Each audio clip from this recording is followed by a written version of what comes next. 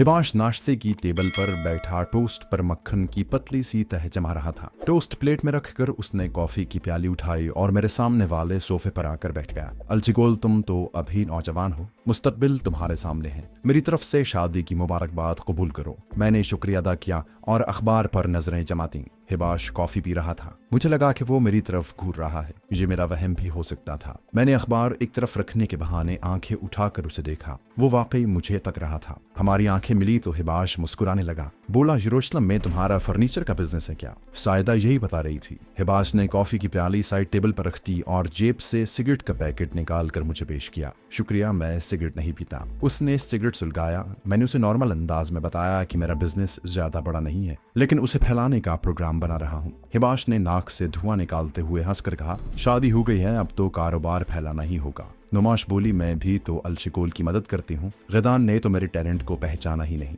शायदा कहने लगी, गिदान तुम्हारे लायक नहीं था नुमाश। मैं तो हिबाश से अक्सर कहा करती थी कि यह शादी एक ना एक दिन खत्म हो जाएगी। हिबाश ने कहा, मगर नुमाश तुमने काफी निमाह किया गिदान के साथ। बड़ी हिम्मत है तुम्हारी। जो शख्स पसंद न हो उसके साथ रहना बहुत मुश्किल होता है। नुमाश ने सायदा का हाथ अपने हाथ में ले लिया और बोली, मुझे तो तुम लोगों पर रश्क आता था। असल शादी तो मोहब्बत की शादी होती है। सायदा ने शरारत से मेरी तरफ देखा और कहने लगी, चलो अब तो तुम लोगों ने भी मोहब्बत की शादी कर ली है, बस अपनी मोहब्बत को हमेशा कायम रखना। हिबाश सिगरेट के कश लगा रहा था। मैंने महसूस किया कि जब मैं दूसरी तरफ देख रहा होता हूँ तो उसकी नजरें मुझ पर जमी होती हैं। कहीं उसने मुझे पहचान तो नहीं लिया। अगर ये दुरुस्त था तो बड़ी खतरनाक बात थी। मैं इसकी तस्दीक भी नहीं कर सकता था, लेकिन मैं होशियार हो गया था। इतनी आसानी से मैं उनकी गिरफ्त में आने वाला नहीं था। ताहम फंदा अचानक मेरी गर्दन में पड़ सकता था। सिगरेट एस्ट्रे में बुझाकर हिबाश अंगड़ाई लेकर उठा और बोला, मैं तो सोने जा रहा हूँ। और हाँ सायदा, मेहमानों के लिए फूड स्टोर से अभी गोश्त मंगवा लो।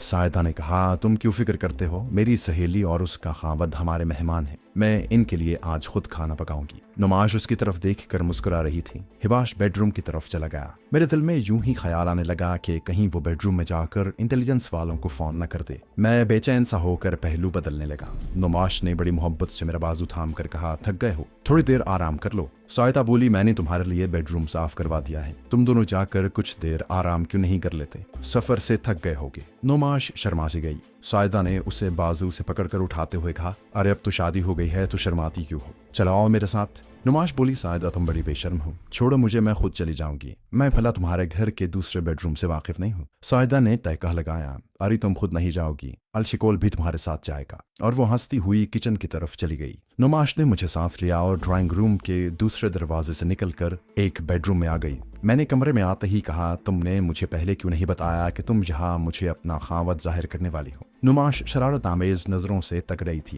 कहने लगी, मैं तुम्हें सरप्राइज देना चाहती थी। बेडरूम भी सलीकते से सजाया गया था। सजावट सादा थी मगर बड़ी बाज़ौक और सलीकामंद थी। लोहे का एक डबल बेड वस्त में बिछा था जिस पर कंबल और रेशमी चादर बिछी थी। दोनों कोनों पर साइड टेबल्स और टेबल लैंप थे। बाथरूम भी साथ ही था। मेज पर थर्मस और 2 गिलास पड़े थे। मशरूब की बोतल भी थी। अंगूर का मशरूब उन लोगों का कौमी मशरूब था। नुमाश ने मेरे लिए मशरूब का गिलास बनाना चाहा मगर मैंने सर दर्द का बहाना बनाकर उसे मना कर दिया। वो ताज्जुब से बोली, तुम कैसे यहूदी हो कि कौमी मशरूब भी नहीं पीते? अरे ये तो तुम्हारे सर दर्द के लिए अक्सीर है। मैंने कहा, इस वक्त दिल नहीं चाहता, फिर कभी सही। नुमाश बिल्कुल बीवियों वाली हरकतें करने लगी थी। मेरी पोजीशन अजीबोगरीब हो गई। कुछ समझ में नहीं आ रहा था कि मेरा जहन हिबाश की मानी खेज निगाहों के बारे में बहुत हद तक परेशान था। ये वसवसा मेरा पैदा करता भी हो सकता था, ताहम मैं उसे गलत भी नहीं करार दे सकता था। मैंने नुमाश से इस मौजू पर गुफ्तगू शुरू कर दी कि यहाँ से क़िब्रस या इटली जाने का प्रोग्राम किस तरह से बनेगा। मशरूब का गिलास उसके हाथ में था।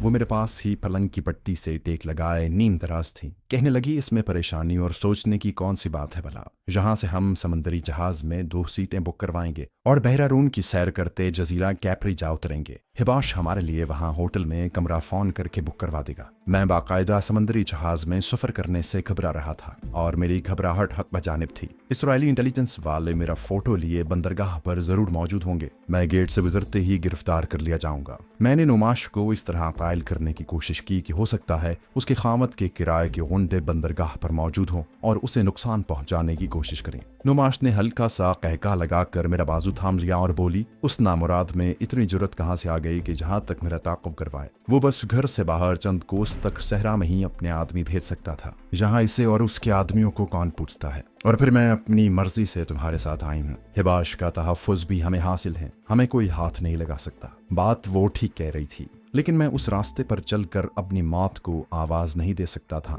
जिस रास्ते पर वो मुझे चलाना चाहती थी, मगर मैं इनकार भी नहीं कर सकता था। उसी वक्त मैंने फैसला कर लिया कि मुझे फौरन वहां से अकेले फरार होने की कोशिशें तेज कर देनी चाहिए। कुछ देर इधर उधर की और कुछ मोहब्बत की झूठी बातें करने के बाद मैंने नुमाश को सुला दिया और खुद बेडरूम से बाहर निकल आया। सायदा ड्राइंग रूम से गुजरकर किचन की तरफ जा रही थी। मुझे ताज्जुब से देखकर बोली, अरे अलशिकोल, तुम कैसे खामद हो कि अपनी बीवी को छोड़कर चले आए। मैंने शर्मीले से तबस्सुम के साथ कहा, दरअसल वो सो गई हैं, मुझे नींद नहीं आ रही थी, सोचा जरा बाहर की सैर कराऊं। सायदा किचन की तरफ जाते हुए बोली, ये बात है तो जरूर जाओ। अगर तुम्हें जीप चलानी आती है तो बाहर खिबाश की जीप खड़ी है, चाबी मैं लाए देती हूँ। मैंने कहा, शुक्रिया, मैं पैदल सफर करना चाहता हूँ। वो किचन में चली गई और मैं कमांडर एस के खिबाश के बंगले से निकल कर सड़क पर आ गया। बाहर आते ही मुझे यूं महसूस हुआ जैसे मेरे सर से बहुत बड़ा बोझ उतर गया हो, जैसे मैं आजादी की फजा में सांस ले रहा हूँ। सबसे पहले मैंने इर्द गिर्द एक गहरी निगाह डाली कि कहीं कोई मेरी निगरानी तो नहीं कर रहा। एक बात की मुझे तसल्ली थी कि हिबाश ने किसी को मेरे बारे में फोन नहीं किया था। अगर वो फोन करता तो अब तक मैं हैफा नेवल के किसी तहखाने में उल्टा लटका होता। इसके बावजूद इस अमर का इम्कान भी था कि हिबाश ने किसी को फोन करके मेरी निगरानी पर लगा दिया हो।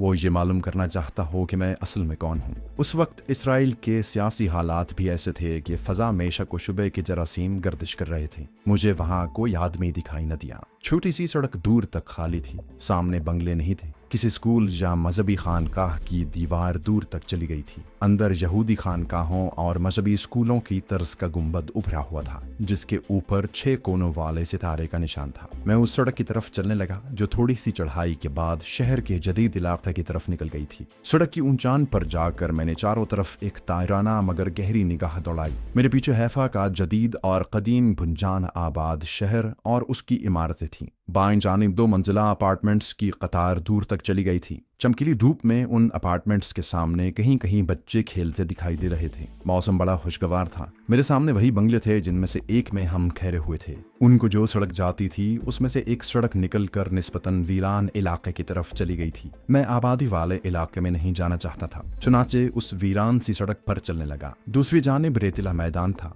कहीं कहीं खजूर और जैतून के दरख्तों के झुंड भी थे। मैं असल में समंदर की तरफ जाना चाहता था, लेकिन किसी ऐसे रूट से जाना चाहता था जहां आबादी निस्बतन बहुत ही कम हो। मैं शुमाल मगरिब की तरफ चला जा रहा था और जोग्राफियाई हुदूद दरबे के मुताबिक समंदर को उसी तरफ होना चाहिए था, लेकिन मालूम नहीं था कि वो कितनी दूर है। हैफा बहुत वसी शहर था, इजाफी बस्तियां दूर दूर तक फैली हुई थीं। कुछ दूर तक चलने के बाद रेतीला मैदान खत्म हो गया और उसकी जगह अंगूर और आलोचे के बाग आ गए। आलोचे की टहनियों पर कहीं कहीं लाल लाल आलोचे लगे थे। अंगूर की बेलें लकड़ी की छतों पर चढ़ी हुई थी। यहाँ कुछ मजदूर भी काम कर रहे थे। मैं यहाँ से भी गुजर गया। धूप पे मुसलसल चलने से मुझे गर्मी लगने लगी थी। मैंने एहतियातन अपना चेहरा ढांपने के लिए नीला रुमाल सर पर डाल रखा था। बाग के आगे एक कुशादा नाला आ गया। उस नाले के बीच में एक नाली की शक्ल में गंदा पानी बह रहा था। दूर कोई कारखाना था जिसकी दीवार के पाइप से नस्वारी रंग का पानी नाले में गिर रहा था, जहां तेजाब की बू फैली हुई थी। शायद ये कोई खाद का कारखाना था। नाले की तरफ कारखाने की दीवार का पिछवाड़ा था। आसमान पर शहरी हवाबाजी का एक छोटा नीला रंग का तैयारा उड़ रहा था। फिर मैंने दूर एक जंबो जेट को नीचे उतरते देखा। मालूम हुआ कि उस तरफ हैफा का एयरपोर्ट था। एक किसान गधे पर सूखी लकड़ियां लादे मेरे करीब से गुजर गया। उसने मेरी तरफ देखने की जहमत भी गवारा न की। अब धूप में शिद्दत आ रही थी। चौड़े गंदे नाले का पुल आ गया। मैं जहाज से वापस मुड़ गया। यूं चलते रहना मुनासिब न था। मुझे समंदर के बारे में मालूमात सायदा से किसी तौर हासिल करनी होगी। इस तरह चलना फिरना मुझे किसी मुश्किल में मुब्तला कर सकता था। वापस सायदा के बंगले वाली सड़क पर घूमा तो मेरा दिल धक से रह गया। बाहर कमांडर हिबाश की जीप के पास ही एक और नीली जीप खड़ी थी। मैं उल्टे पांव वापस मुड़ गया। कहीं नेवल इंटेलिजेंस ना आ गई हो। कच्ची दीवार के करीब जाकर रुक गया, जहां दीवार का साया था। मैं सोचता रहा कि कहीं हिबाश ने सचमुच इंटेलिजेंस वालों को तलब तो नहीं कर लिया। 5 मिनट तक मैं वहीं साये में खड़ा रहा। फिर चलकर मोटर के पास आया और झांक कर देखा। जीप अभी तक वहीं खड़ी थी। मुझे कई किस्म के वसवसों ने घेर लिया। अगर यहाँ से भागता हूँ तो किधर जाऊंगा? मैं एक बिल्कुल अजनबी शहर में था, जहाँ पुलिस स्टेशन भी थे, फौज भी होगी, इंटेलिजेंस वालों का सब ऑफिस या हेडक्वार्टर भी होगा। अभी ये सोच ही रहा था कि मैंने बंगले में सिपहरिया के 2 वर्दी पोश जवानों को बाहर निकलते देखा। उनके पीछे पीछे हिबाश भी था। हिबाश ने भी पूरी वर्दी पहन रखी थी। जब ये लोग जीपों में बैठकर सड़क पर दूसरी तरफ चले गए तो मैं धड़कते दिल के साथ बंगले की तरफ बढ़ा। अगर घर में औरतें ही हैं तो मुझे उनसे कोई खतरा नहीं था, लेकिन मुझे जहां से फरार होने से पहले ये जरूर मालूम करना था कि ये लोग किस लिए आए थे और अब किधर गए हैं। बंगले का दरवाजा बंद था। मैंने बटन दबाया। अंदर से मुझे घंटी की दबी दबी आवाज सुनाई दी। दरवाजा शायदा ने खुद खोला। वो मुस्कुरा रही थी। अलचिकोल, अरे तुम इतनी गर्मी में जीप के बगैर ही कहीं चले गए थे? हिबाश तुम्हारे बारे में पूछ रहा था। मैं ड्राइंग रूम में आ गया। वो क्यों पूछ रहा था? बोली, आखिर तुम हमारे मेहमान हो, नुमाश के खामद हो और फिर शहर में अजनबी हो। मैं सोफे पर बैठ गया। सायदा मेज पर फलों से भरा हुआ तश्त रखते हुए बोली, वो तो तुम्हें अपने साथ ले जाना चाहते थे। मैं चौंका, लेकिन अपने जज्बात पर पूरा कंट्रोल किए हुए था। मैंने पूछा कि मुझे किस लिए साथ ले जाने वाले थे। सायदा ने कहा, कहते थे अलचिकोल को लॉन्च में समंदर की सैर करवाऊंगा। देखो आज वो पूरी नींद भी नहीं ले सके। जेटी से आदमी आ गए कि चलें, एक लॉन्च पकड़ी है जिसमें कुछ फलस्तीनी कमांडो भी छुपे हुए थे। एक बार जैसे मेरे जिस्म में ठंडी लहर सरायत कर गई। फलस्तीनी कमांडोज पकड़े गए हैं और हिबाश मुझे साथ ले जाना चाहता है। ये मम्मा क्या है? अगर उसने मुझे पहचान लिया है तो फिर मुझे गिरफ्तार करते हुए क्यों हिचकिचा रहा है? नहीं, ऐसी बात नहीं। उसने अभी तक मुझे नहीं पहचाना, वरना वो एक लम्हे की भी ताखीर न करता।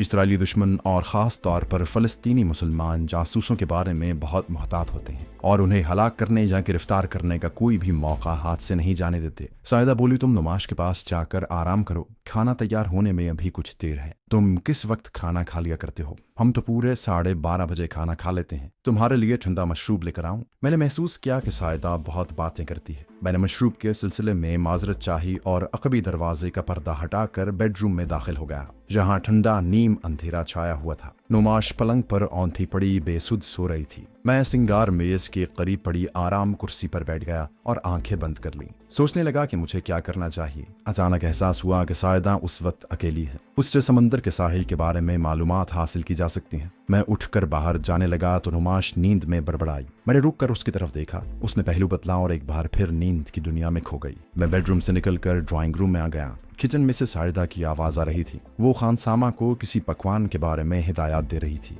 मैं सोफे पर बैठ गया। सायदा थोड़ी देर बाद रुमाल से हाथ पोंछती किचन के साइड रूम से अपने बेडरूम की तरफ जा रही थी। अचानक मुझे देखकर रुक गई। अलचिकोल, मुझे तुम्हारी कुछ समझ नहीं आ रही। वो ज़ेर-ए-लब मुस्कुराती हुई मेरे करीब आई। तुम फिर बाहर आ गए। मैंने माथे को सहलाते हुए कहा, सर दर्द कर रहा है, अगर एक प्याली कॉफी बना दो तो।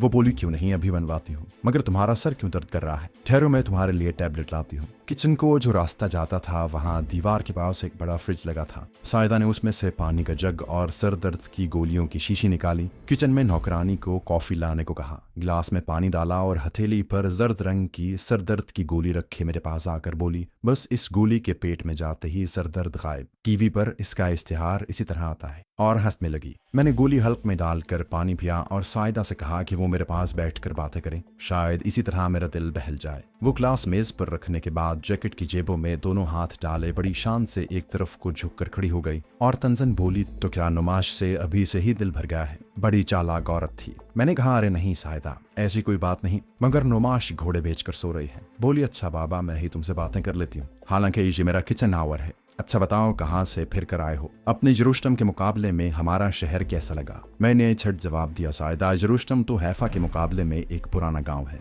बहुत बड़ा सा पुराना गांव। उसमें अपना जर्द बालों वाला सर सोफे के पीछे लगा दिया और जेब से सिगरेट निकाल कर सुलगा लिया। हंसकर कहा, कभी कभी सिगरेट पी लेती हूँ, तुम पियोगे? हिबाश को अमरीकी सिगरेट बड़े सस्ते मिल जाते हैं। मैंने माजरत चाही और हिबाश के हवाले से समंदर की बात शुरू कर दी। यहाँ की बंदरगाह पर तो सारे यूरोप से माल आता है। सायदा होंठ सुकेड़ कर बोली, मगर हिबाश इस किस्म का माल घर पर नहीं लाता, हमें दयानतदारी से अपने नए वतन की तामीर करनी है। मैंने फॉरेन स्मगलरों की बात छेड़ दी। सायदा ने कहा, अरे बहिरा रूम तो स्मगलरों की जन्नत है। देखो तो एक तरफ स्पेन है, सिसली है, तो उधर इटली है, यूनान और तिब्रस है। जहाँ स्मगलिंग नहीं होगी तो और क्या होगा? मैंने उससे जितनी बातें की उनसे मुझे सिर्फ इतनी ही मालूमात हासिल हो सकी कि साहिल समंदर वहां से काफी दूर था और स्मगलर वहां से भी बहुत दूर एक जगह समंदरी चट्टानों में माल लाते हैं। जहां अब हर वक्त बहरिया और कस्टम के सिपाहियों की गश्त जारी रहती है। इसका मतलब था कि स्मगलरों से आसानी से राब्ता कायम नहीं किया जा सकता था। वैसे भी मैं अजनबी था, स्मगलर मुझ पर कैसे भरोसा करते? अगर मैं नुमाश भी पोटली से 2-3 हीरे चुरा कर साथ ले जाऊं